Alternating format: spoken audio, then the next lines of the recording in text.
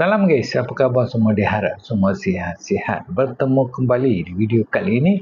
Satu lagi video unboxing Video kali ini berkenaan satu barangan baru sampai semalam malam.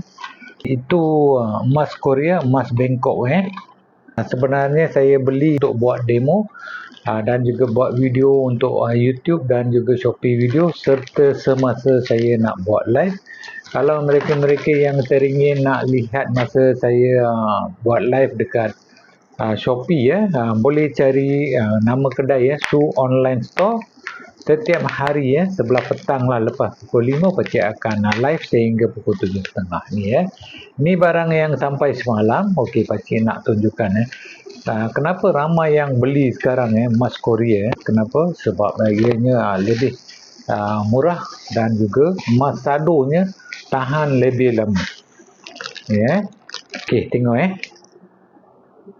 nampak real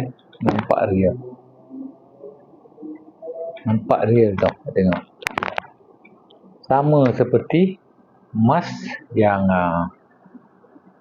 betul, rantai emas yang betul. Cantik kan? Memang cantik. Dan dia ada cangkuk sama seperti cangkuk emas tengok. Cangkuk emas, bukan yang biasa, yang cangkuk lama semua yang Q kan. Yang ini adalah sama seperti cangkuk emas. Dan ini pula rantai yang lagi satu.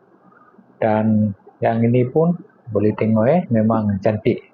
Memang cantik lah, sama seperti emas betul. Yang ini pun sama juga. Cangkuknya adalah cangkuk S. Ni, cangkuk S Dan aku juga beli subang batu. Nak cubalah emas Korea ni, sebab sadonya tahan lebih daripada 6 bulan Korea, emas Bangkok, rantai emas Korea dan juga subang emas Korea boleh dapatkan dekat sini Dan saya harap dapat jumpa anda di video akan datang lah. Akan buat video unboxing. Diharap nanti dapat buat video unboxing lagi Okey guys, jumpa lagi di video akan datang.